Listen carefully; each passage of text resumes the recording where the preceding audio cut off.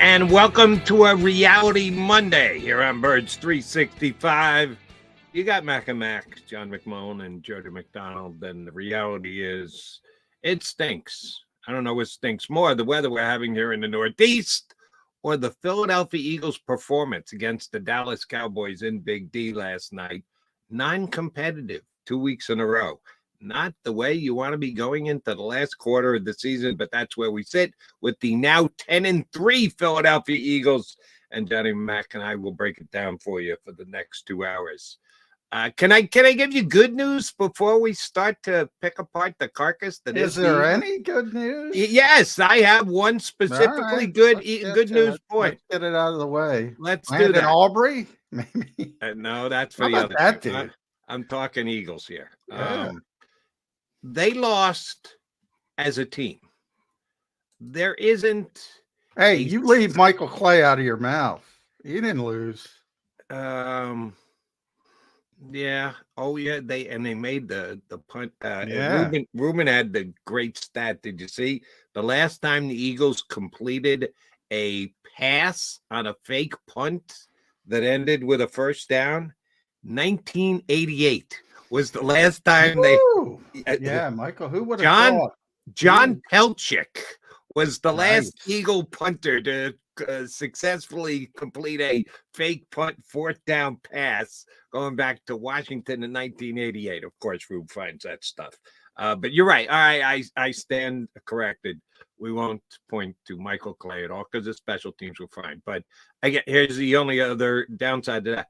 As you just mentioned, Brandon Aubrey, the Eagles had the second best kicker on the field. Yeah, that's true. And that doesn't happen to Jake Elliott too often, where he's the second best kicker on the field. So, I can throw Michael in too. But Jake didn't do anything wrong, though. He made both his kicks, so they weren't as clean as normal, if you want to go that route. But he made a 52-yarder. It's just that Brandon Aubrey is Mr. Perfect. 59 and 60 in the same day. The guy didn't even play college football. He played soccer at Notre Dame. Maybe somebody should parse these college soccer rosters when they start looking for kickers. He's unbelievable. And that's not 60 just squeaking it over the crossbar. He's banging those things through. It's pretty impressive. Anyway. And dead center, too. Yeah. It isn't like he's got to sneak them inside the uprights. He's making them from 59, 60 with distance to spare and right down the middle, no less. The kid was scary good last night, and that was one of the things I got to do some eating of crow here. I said to you here on Birds 365, and it came to fruition across the board last night. Appreciated the fact that the Cowboys went out and got Stephon Gilmore when they needed an upgrade at the other cornerback position. And he was really good last night. He made some really good plays. He made the argument he might have been the best defender on the field for Dallas. I said they needed to upgrade wide receiver, getting Brandon Cooks. Very nice addition. Didn't have to pay too big a price. He's had an okay year to this point. He was very good last night against the stinking Philadelphia Eagles. But here were the three questions I had about the Cowboys. I thought people underestimated the chances they were taking in these three issues. Number one, the head coach is the play caller, Mike McCarthy. Didn't know. I think he's a good head coach. I think he takes a bad rap as a head coach, but I didn't know how good a play caller, how much he rode on Aaron Rodgers' coattails. He's done a damn good job calling plays for Dallas all year. Number two, they go without a kicker to start the year. A soccer player. How can you have a soccer player as your kicker? This kid's amazing. And number three was tight end. I liked Dalton Schultz and thought Dalton Schultz was a top 10 tight end in the league. You let him walk out the door to your in-state rivals. Jake Ferguson do any thing against Eagles last night? Did I miss him last night? They had no answer for Jake. Jake stinking Ferguson. They couldn't cover Johnny Mac. Second straight game, they couldn't cover him. He did a good job here as well. He's a good player. But that middle of the Eagles deep, my God, that back seven. And there's plenty of blame to go around. The offense, first time in the Nick Sirianni era, they didn't score an offensive touchdown. So they had plenty to blame. Defensive front, plenty of blame, but that back seven is just atrocious. I mean, and Sean Desai's getting blamed for it, and that's fine. I'm not the one who proclaimed him the second coming of the greatest defensive mind in the history of football. That was you people, as I get criticized for being too optimistic on this particular team. I'm not the one who told you that. You talked yourselves into that. I said be very, very cautious about losing a coordinator like the Eagles lost, and be very, very cautious about losing 5 defensive starters. I'm even going to throw Howie Roseman on the pile. I don't think this bringing in veteran players is the way to go. I think they overdid it. I think, who knows if they play Sidney Brown in week 1, who knows where he'd be right now. I know where he is now. Where's Kelly Ringo? They throw on the field because they're desperate. He looks terrible. Well, he never played before. Got to get the startup cost out of the way. If you do it early in the season, who knows where you are? You know, teams deep in the playoff playing rookie defensive backs last year. Who knows where you are? Instead of putting 33-year-old guys and saying, oh, we're going to bring them in week 14. Not that it's Shaq Leonard's fault, but what is that going to do for you, Jody, at this stage of the game? So I'm even going to throw Howie Roseman on the fire. But right now, that back seven isn't good enough. I don't know how you fix it. It's too late to fix it. Right. So you just calm it down as much as possible. I actually advocated go simpler, play cover 2. That's what they did, especially early in the game. Didn't work. I don't know. Anybody else has got some answers, please let me know. And, oh, by the way, the things that we thought were, I won't go as far as to say givens, but not questions. For the second consecutive week, Slay and Bradbury didn't play all that well either. When you condemn the entire back seven, they're included in that. And, yeah, they gave up big plays last night. And if you start with that as your anchors, all right, we're good. We believe in them. We're paying them as all Pro Bowl level players. We need to have them play up to that level. They didn't last night. So then you get into we had to replace. Do we do it with veterans? Do we force feed our rookies, get them up to speed, whatever else? But the startup was supposed to be, all right, at least we're good at the 2 outside corners. Neither one of them has been great this year. Agree or disagree? No, I agree. Bradbury certainly, and that's another thing, you know, when you had so many people having career years last year, the assumption it was going to happen again is a bad one. So, you know, you sort of have a regression to the mean. In the case of Slade last night, he was banged up. He didn't practice all week. That's why he came out of the game. He was their best corner by far. That's not saying much. But yeah, they're not playing up to what you typically expect of them. There's no question about that. So they're part of the issue as well. But, you know, linebacker we talked about, you know, Clay Harbor brought up TJ Edwards again. Jeff Kerr's getting me in trouble with these goofballs that saying, you know, the Eagles offered TJ money. I don't know if that's the case. I don't believe it's the case. And I'm part of that problem saying, perhaps if you go all the way back to free agency, Jody, I said, perhaps TJ just wanted to go home because I talked to TJ a lot over the years. He's from the Chicago area. He was a Bears fan growing up. I said, perhaps because he signed like 17 minutes after free agency. As soon as free agency started. I said, maybe, and people forget the perhaps, the maybe he just wanted to go home. I've texted everybody. Nobody's confirmed that to me. If it's been confirmed elsewhere, somebody can point it out to me. The one place it was confirmed, which I don't put much weight on, was he went on a Chicago radio station shortly after he signed and said, yeah, I wanted to come home. I grew up as a Bears fan. Well, that's a Chicago radio station. Yes, He's sucking up to the hometown fans. Yeah. I'd like to hear him say it on a Philadelphia radio station. Hey, well, or even the agent or TJ himself. I texted TJ. I said, were the Eagles involved? Nobody wanted to go down that road, which indicates to me. And then the Eagles' history of not paying the position indicates me into a certain direction. I'm not saying it's not possible, but I don't believe that was the case. And we can go to Marcus Epps because Marcus Epps made a big play, knocking Justin Jefferson out of that atrocious game. But wait. There was a big play made in the 3-0 fight. Relatively speaking, I'm talking about Okay. young players the Eagles developed that could have been kept. They could have been here. You could have had some chemistry. And they went in a different direction. And they made the decision they made. And you have to cut costs because you're eventually going to have to pay the quarterback. Although, that really doesn't kick into next year, Joey. Right. So it's going to get even worse. They could have kept both of those players, and maybe long term you figure it out. I don't know. I'm tired of this big name trap.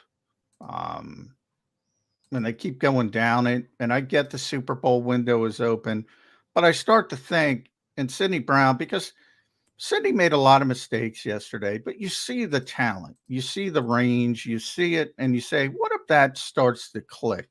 What if that starts to click? Maybe it'll click next year. Maybe it'll never click. I don't know.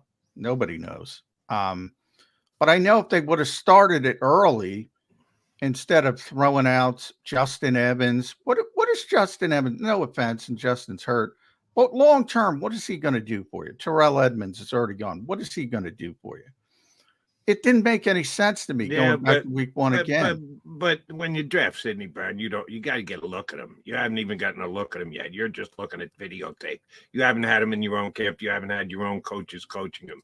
You got to have some veteran backup. Now, you get camp, and Sidney Brown is the equivalent of those guys. You put him out there because you've got him for years, not on a one-year deal. Exactly. So I'm questioning the coach's ability to look at the players and go, yeah, well, we got to go with the veteran guy because Sidney's not ready.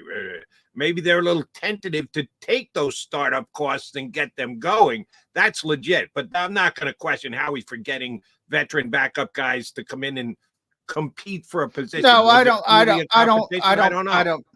have a problem with them being backup. So whoever you want to blame, that's fine.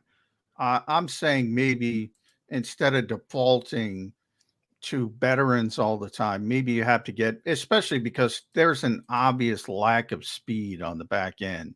So you need that speed out there. And, maybe they crap the bed. Maybe you lose a game early in the season. Maybe you lose New England, but maybe you're a better position now. And again, all of this is just spitballing, but you never know why it would happen. But I remember week one, I said, yeah, I'd go with Sidney Brown. So I'm not going to change off that. And who knows where he'd be? I know where he is now. And right now he's not good enough. Maybe he wouldn't have been good enough.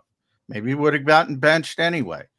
But, if he works, you got more speed. You don't have to go down the road of getting Kevin Byard. You can go in a different direction. Linebacker we talked about with Zach Cunningham and Miles Jack, who didn't even work. And then you're out getting Shaq Leonard late in the season.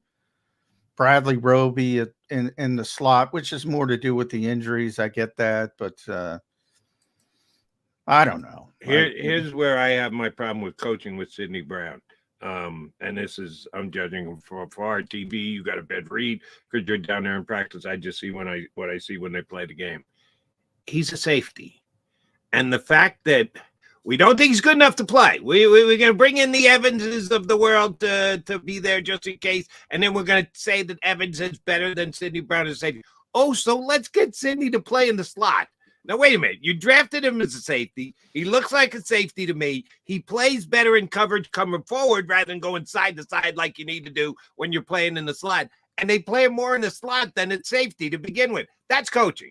That's not on Howie Roseman's decision-making process and putting together a roster. That's the coaches who go, well, he's not good enough to play safety. We think Justin Evans, a veteran who's seen his better days, is better than Sidney Brown at safety. Oh, but we'll give Sidney a lot of slots because this whole – do you buy this, John? And I know we're getting off on a little bit of a tangent here, but that the safety position and the slot corner are virtually interchangeable. I look at them as two very distinct and different positions. There are some things you have to do. Yeah, I mean, JG is the one who said that. And his defensive scheme, which is the same defensive scheme as this one, they just played it better.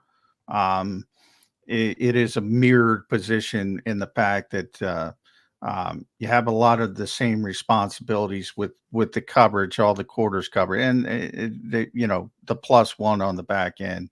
It's a little bit, and he said a little bit of a mirrored position, similar traits and things like that. But when you're playing cover 2, it's not. When you're playing quarters, it can be. So it depends on the coverage and things like that.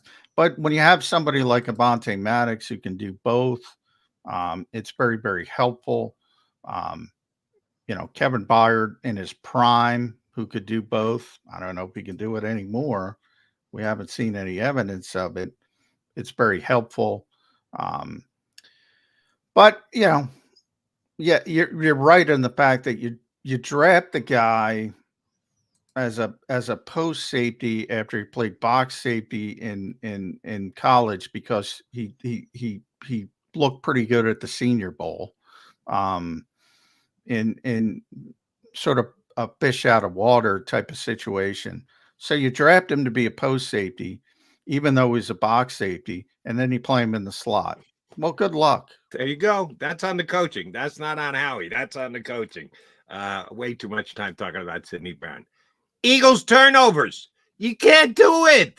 They're star players. You're paying A.J. Brown, who's been great since he showed up here. Can't put the ball on the ground, A.J. Devontae Smith. Yeah, he was very dismissive of that too, by the way. You're not allowed to talk about it when he puts the ball on the ground? Really? No. He just said, we got bigger problems, and you can talk about it. He talked about it.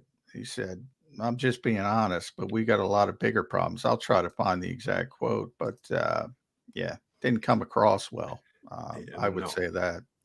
And Devontae is as good as it come with young wide receivers. And it was late, and I thought just on first glance that they should have blown it dead. They showed a slow-mo instant replay. The ball came out. You got to take it to the ground with you. And Jalen Early gave the ball up, and that was a dynamite defensive play. That was a tremendous defensive play. You just can't let that happen. By the way, the other team, I'm glad you brought that up because nobody takes the football away better than Dallas on the defensive side. The other people, but here's the AJ quote. I think we are trying to make plays, man. Of course we have to hold on to the ball, but we're trying to make plays. Holding on to the ball, of course we want to hold on to the ball, but that's the least of our worries. That's just me being honest. I will say, I think it was Donovan Wilson on the Jalen Hurts fumble. I think it was Bell on the Devontae Smith fumble. And I think it was Gilmore on the Brown. They're really good at taking the football away. So too often Eagles fans don't pay attention to the opponent. Right. Nobody's better, especially in the secondary, at taking the football away than the Dallas Cowboys. And it's been like that for years. It's not just... I was going to say, if John McMullen knows it the day after, guess what? The Philadelphia Eagles should have known it the day before. A.J. Brown's got to know that. Devontae Smith got to know that. Jalen Hurts got to know that. They're going to punch at the football. They're going to try and take the football away. This is what they do. You have to be extra cautious and hold on to the football. And they didn't, plain and simple. You're not putting the ball on the ground 3 times and winning a game like that. And those are the Eagles' best players. All of them. Bang, bang, bang. Right. If Quez had given up, we all would have went. Yeah. It's Quez. Yeah, it wasn't Quez. They couldn't get the ball to Quez. Quez doesn't make any catches in a game like this. The Stars, unfortunately, gave it up. Speaking of stars, a return of a star. A little under the weather, a little IT issues last week. We missed out on Jeff Kerr. I'm going to yell at Jeff right off the bat. I can't wait. I'm sick. I'm sick. I believe that Jeff Kerr was actually sick. On death's door might have been more. I feel bad for accurate description. But he's good today. He's got a smile on his face, even though the Eagles got their ass kicked for the second consecutive week. Jeff Kerr, CBSSports.com. Guest number 1 here on Birds 365. Go to get